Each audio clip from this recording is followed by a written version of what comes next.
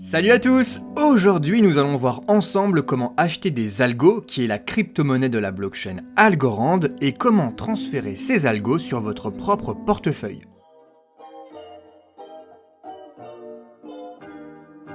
Go Algorand!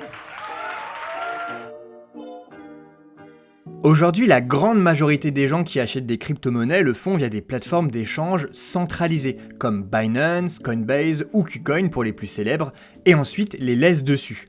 Alors c'est souvent la solution de facilité car ça demande très peu d'efforts ou de connaissances, mais il est très important de garder en tête que du moment où vous laissez des crypto-monnaies sur des plateformes centralisées comme Binance par exemple, eh bien vos crypto-monnaies ne vous appartiennent pas totalement. C'est comme si vous leur confiez la garde de vos cryptos.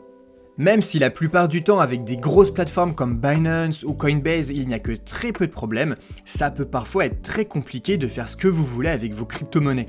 La plateforme peut très bien vous bloquer vos fonds pour X raisons et vous demander des justificatifs, elle peut vous empêcher de retirer vos crypto-monnaies alors que vous en avez besoin, ou peut même, dans le pire des cas, et là ça s'avère carrément dramatique, la plateforme peut littéralement s'écrouler et complètement disparaître.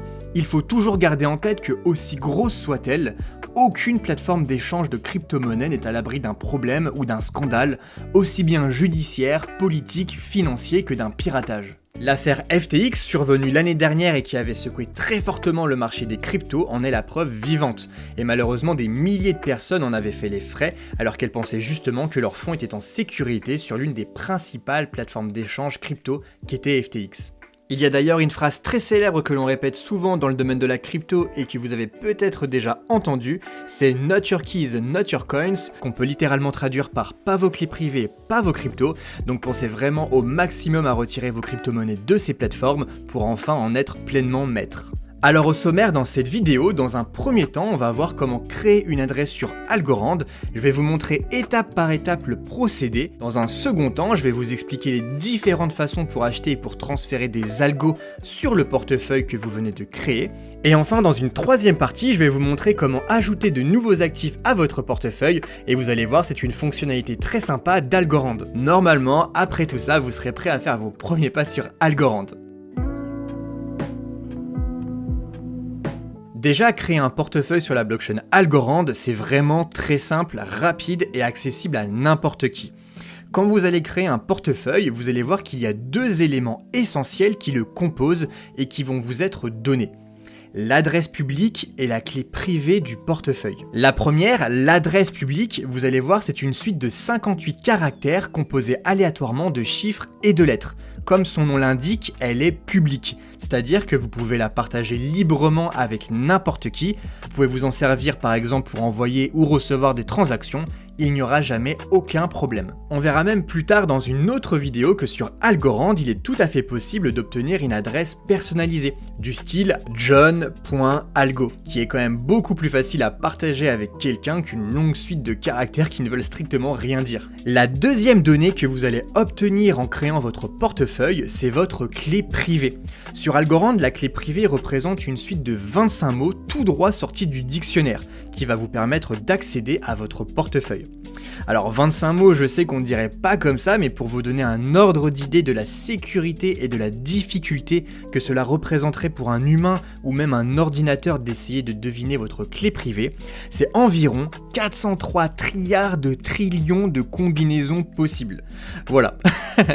C'est simple, toute la puissance de calcul disponible sur Terre ne serait pas suffisante pour forcer l'accès à votre portefeuille avant des milliards d'années. Au contraire de votre adresse publique, votre clé privée doit absolument rester secrète. C'est elle qui va vous donner l'accès et vous permettre de déchiffrer votre portefeuille Algorand. Veillez bien à ne jamais la laisser accessible à quiconque hormis vous. C'est très important, vous risqueriez de tout perdre. Le meilleur moyen aujourd'hui pour sécuriser ces clés privées, c'est d'utiliser ce qu'on appelle un portefeuille physique, comme un ledger par exemple, qui ressemble à une petite clé USB et qui va vous permettre de stocker vos clés privées de façon hors ligne et totalement sûre. Mais encore une fois, nous verrons ça ensemble dans une prochaine vidéo. Donc pour résumer et vulgariser au maximum, voyez l'adresse publique comme une sorte de pseudo en ligne et la clé privée comme un mot de passe. Gardez bien en tête que votre adresse publique et votre clé privée sont deux éléments absolument indissociables et qui fonctionnent par paire. Maintenant que vous savez ce qu'est une adresse publique et une clé privée, nous allons voir ensemble comment créer votre propre portefeuille Algorand. La première chose à faire, c'est de se rendre sur le site d'un portefeuille en ligne accessible via un navigateur internet ou alors de télécharger un portefeuille mobile si vous utilisez plutôt un téléphone. Dans les deux cas, ils vont vous permettre de créer un portefeuille Algorand. Gardez juste en tête que ce type de portefeuille connecté à internet et qu'on appelle en anglais hot wallet n'est pas la meilleure façon de conserver ni de sécuriser vos crypto-monnaies. Je ferai d'ailleurs prochainement une vidéo détaillée sur le sujet pour vous aider à protéger vos algos à 100%. Pour cette vidéo, je vais utiliser Pera Wallet car c'est mon préféré, il dispose aussi bien d'une excellente application sur téléphone que d'un navigateur web si vous êtes sur l'ordinateur et personnellement c'est celui-ci que je vous conseille le plus. Il existe également d'autres alternatives comme DeFi en application mobile ou MyAlgo Wallet sur l'ordinateur, mais en termes de sécurité et de polyvalence, je vous recommande vraiment l'utilisation de Pera Wallet. Faites toujours très attention quand vous vous rendez sur l'un de ces sites à bien vérifier l'adresse URL car il existe énormément de faux sites frauduleux et qui sont même parfois référencés sur des moteurs de recherche comme Google. Le plus sûr, c'est d'ajouter directement les bons sites à vos favoris. Une dernière chose importante à savoir, c'est que les sites de portefeuille en ligne comme Pera Wallet ou les applications comme DeFi ne sont que des portes d'accès pour vous permettre d'accéder à votre portefeuille et à vos crypto-monnaies sur la blockchain Algorand. Mais avec votre clé privée que vous allez obtenir en créant votre portefeuille, vous pourrez tout aussi bien choisir de vous connecter à partir de Pera Wallet, de DeFi ou d'autres choses. Vos crypto-monnaies ne sont pas stockées sur ces portefeuilles, mais bien sur la blockchain Algorand. Maintenant, je me rends donc sur le navigateur web de Pera Wallet, et l'adresse c'est bien web.perawallet.app. Quand vous êtes sur la page principale, vous allez cliquer sur Créer un compte. Le site n'est pas encore disponible en français, mais ça devra arriver prochainement, et vous allez voir, c'est très facile de s'y retrouver. Ensuite, Pera Wallet va vous demander de créer un mot de passe, et ça n'a rien à voir avec la clé privée. C'est simplement un mot de passe qui servira à crypter vos données localement, et qui vous permettra de déverrouiller l'accès à votre portefeuille via l'appareil que vous êtes en train d'utiliser. Par exemple, pour éviter qu'une personne accède à votre portefeuille dans votre dos. Même si ce mot de passe n'est pas très important en soi, car même si vous l'oubliez, il vous sera toujours possible de le reconfigurer, il est quand même recommandé de mettre un mot de passe robuste. Pour la vidéo, je vais mettre un mot de passe bidon mais qui est conforme avec ce qui est demandé, c'est-à-dire au minimum 12 caractères et au moins une lettre majuscule, un chiffre et un caractère spécial. Voilà. Ensuite, Pera Wallet vous propose de nommer votre portefeuille. Ce nom est privé et vous seul pouvez le voir. Vous pourrez le changer à tout moment et tout comme le mot de passe, il est stocké localement sur l'appareil que vous êtes en train d'utiliser. Et c'est surtout pratique pour vous repérer quand vous avez plusieurs portefeuilles de connecter simultanément. Moi, je vais appeler mon portefeuille vidéo, je valide et j'attends. Et voilà, c'est déjà bon, mon portefeuille Algorand est créé. Maintenant, vous pouvez cliquer ici et là, vous pouvez voir que j'ai bien un portefeuille de connecté sur Pera Wallet. Maintenant, voyons ça plus en détail. Ici, on peut voir le nom que j'ai donné à mon portefeuille tout à l'heure, portefeuille vidéo. En dessous, c'est mon adresse publique. Elle est trop longue, donc elle n'apparaît pas entièrement à l'écran. On peut juste voir le début et la fin. Mais si vous cliquez ici, elle va être copiée directement et vous aurez juste à la coller là où vous voulez. Ici, c'est le nombre d'actifs que j'ai actuellement autorisé sur mon portefeuille. Il y en a un parce que par défaut, il s'agit de l'Algo, la crypto-monnaie d'Algorand. On verra ça plus en détail dans la troisième partie de la vidéo. Là, ici, c'est le nombre de NFT que je possède, donc 0 actuellement. Et ici, c'est la valeur de mon portefeuille en Algo et en dollars. Si je décidais d'ajouter un deuxième portefeuille, je n'aurais qu'à cliquer ici sur ce bouton et il s'afficherait juste en dessous du premier. Maintenant, pour voir mon portefeuille plus en détail, on va cliquer dessus et une nouvelle page va s'ouvrir. Comme sur la page précédente, vous pouvez voir ici votre adresse publique, et ce même sous la forme d'un QR code, la valeur totale de votre portefeuille, le nombre d'actifs différents que vous possédez. Ici, c'est les actifs que vous auriez personnellement créés si un jour vous décidez de créer votre propre token, ce qui est possible sur Algorand, eh bien, il apparaîtra ici. En dessous, dans Collectibles, eh bien c'est là que s'afficheront vos NFT quand vous en posséderez. Et si vous êtes vous-même un créateur de NFT et que vous en créez à partir de ce portefeuille, eh bien ils apparaîtront ici. Maintenant, vous vous demandez sûrement où se trouve la clé privée tant importante et qui vous sera indispensable pour accéder à nouveau à votre portefeuille. Je vais vous montrer, on retourne sur la page principale qui permet d'avoir une vue d'ensemble sur tous vos portefeuilles et vous allez cliquer sur les 3 petits points à côté de votre portefeuille et vous cliquez sur « Voir la phrase secrète ». C'est la clé privée du portefeuille. Ici, je dois rentrer le mot de passe que j'ai configuré il y a quelques minutes. Je clique et voilà, j'accède à la clé privée de mon portefeuille qui, comme je l'ai dit tout à l'heure, est une liste de 25 mots ou une phrase secrète si vous préférez. Elle vous sera vitale pour vous reconnecter à votre portefeuille, donc notez-la bien. Il est impossible de faire un copier-coller, donc vous n'aurez pas d'autre choix que de la recopier manuellement. C'est évidemment fait exprès pour forcer les gens à bien la noter. Et faire une capture d'écran n'est pas vraiment recommandé. Moi je vais la noter aussi pour la suite de la vidéo, et c'est bien entendu à titre d'exemple, car c'est évidemment un portefeuille bidon. Vous l'aurez maintenant compris, en rendant visible cette clé privée, n'importe qui pourrait désormais se connecter à ce portefeuille. Voilà, donc j'ai bien noté la clé privée du portefeuille, et maintenant la première chose que je vais faire pour vérifier si je l'ai bien noté, c'est que je vais me déconnecter du portefeuille et essayer de me reconnecter grâce à la clé privée. Je vous recommande fortement de le faire également avant même d'utiliser votre portefeuille. Je vais cliquer à nouveau sur les 3 petits points à côté de mon portefeuille et je vais sélectionner supprimer le compte. Je rentre à nouveau mon mot de passe. Et voilà, donc mon portefeuille n'est plus connecté. Et c'est exactement comme si j'arrivais sur Pera Wallet pour la première fois. Sauf que maintenant, contrairement à tout à l'heure, j'ai déjà une clé privée et je vais pouvoir réaccéder à mon portefeuille.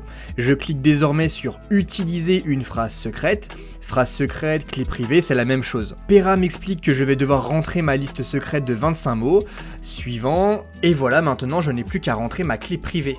A few moments later. Une fois que c'est fait, je clique sur importer. Pera Wallet me propose à nouveau de nommer mon portefeuille. Et tada, me voilà à nouveau connecté sur mon portefeuille de tout à l'heure. Si je clique à nouveau sur les 3 petits points à côté de mon portefeuille, vous pouvez voir qu'ici je peux copier l'adresse publique du portefeuille. Ici je peux voir l'adresse publique sous la forme d'un QR code. Ricky Account, ne vous en préoccupez pas pour l'instant, c'est un système de reconfiguration de la clé privée en cas de vulnérabilité de votre portefeuille et il y aura une vidéo dédiée sur le sujet. Ici, c'est pour envoyer une transaction à partir de votre portefeuille. Opt-in, ça sera pour autoriser l'ajout de nouveaux actifs sur votre portefeuille. On va en parler dans la 3e partie de cette vidéo. Et enfin, ici, vous pouvez voir que je peux renommer mon portefeuille si je le souhaite. Normalement, je vous ai tout montré en détail et on va pouvoir passer à la 2e partie de la vidéo et voir comment acheter des algos et les transférer sur notre portefeuille. Algorand étant une blockchain renommée, acheter de l'algo qui est sa crypto-monnaie est vraiment très accessible et il existe de nombreuses possibilités pour s'en procurer. Dans cette vidéo, je vais vous en présenter 2. La première et la plus populaire, c'est certainement de passer par des plateformes d'échange de crypto-monnaies comme Binance, Coinbase, KuCoin, etc. L'avantage de ces plateformes centralisées, c'est qu'elles offrent un large éventail de moyens de paiement, et c'est souvent la façon la plus économique pour acheter des crypto-monnaies. En effet, les frais, notamment si vous alimentez votre compte via un virement bancaire, sont selon les plateformes souvent très faibles. Mais comme je l'ai dit en début de vidéo, même si ces plateformes sont très pratiques pour acheter et échanger des crypto-monnaies, vous n'en serez absolument pas maître et il est plus que recommandé de les retirer de ces plateformes. Encore plus si vous comptez garder vos crypto-monnaies sur du long terme. Alors je ne vais pas faire un tuto sur comment utiliser ces plateformes et comment acheter des crypto-monnaies dessus, parce qu'il y en a déjà énormément sur YouTube, mais je vais vous montrer comment retirer vos algos de ces plateformes vers votre propre portefeuille Algorand, et vous allez voir, c'est très simple et très rapide. Pour l'exemple de la vidéo, je vais utiliser Binance, mais la procédure sera sensiblement la même sur toutes les plateformes. Comme vous pouvez le voir, sur Binance, j'ai actuellement dans mon portefeuille 100 algos, et ce que je vais faire, c'est que je vais cliquer sur retrait. Sur la nouvelle page, vous pouvez voir que Algo est bien sélectionné et dans Adresse, je vais tout simplement venir copier l'adresse publique de mon portefeuille Algorand. Je retourne sur Pera Wallet, je clique ici pour faire un copier de mon adresse et je retourne sur Binance pour la coller. Une fois que mon adresse a été mise, vous pouvez donc voir que le réseau Algorand a été automatiquement identifié et sélectionné par Binance. Il est très important de retenir que certaines crypto-monnaies comme les stablecoins par exemple, avec l'USDC, l'USDT, etc., sont parfois disponibles sur plusieurs blockchains et donc quand vous allez vouloir les retirer vers votre propre portefeuille, faites toujours très attention à bien sélectionner le bon réseau, c'est-à-dire la bonne blockchain. En dessous, c'est le montant d'algo que je veux retirer, le minimum étant de 10 algos sur Binance. Moi, je veux tout retirer, donc je clique sur Max. En frais de réseau, Binance indique 0,008 algo, mais sachez que sur Algorand, une transaction coûte 8 fois moins cher et met moins de 4 secondes à arriver. C'est juste Binance qui prend du temps à traiter les transactions. Je clique ensuite sur retrait, je vérifie bien que tout est ok, que c'est la bonne adresse et le bon réseau. Je confirme et ensuite Binance va me demander différents codes de validation pour confirmer le retrait. Une fois que c'est fait, c'est bon, le retrait est bien en cours et vous n'avez plus qu'à retourner sur Pera Wallet. Et voilà, les algos sont déjà là, ça a été super rapide. Maintenant, plus personne ne peut m'empêcher de les utiliser comme je le veux, j'en suis pleinement propriétaire, mais également avec la responsabilité que cela implique, c'est-à-dire de faire attention à ma clé privée. La deuxième solution pour acheter des algos et qui est encore beaucoup plus rapide que la première, eh bien c'est de tout simplement acheter des algos sur Pera Wallet. Et oui, c'est possible. Ça sera simplement un peu plus cher qu'en passant via une plateforme d'échange et vous ne pourrez payer que par carte bancaire. Quand vous êtes sur la page principale de Pera Wallet, vous cliquez sur ajouter des fonds et là il vous sera possible d'acheter des algos via différents intermédiaires comme Wire ou MoonPay. Et vous n'aurez qu'à choisir celui qui vous convient le mieux. Cette méthode est donc un peu moins économique que la première, mais c'est un moyen très rapide pour acheter des algos directement sur votre portefeuille Algorand.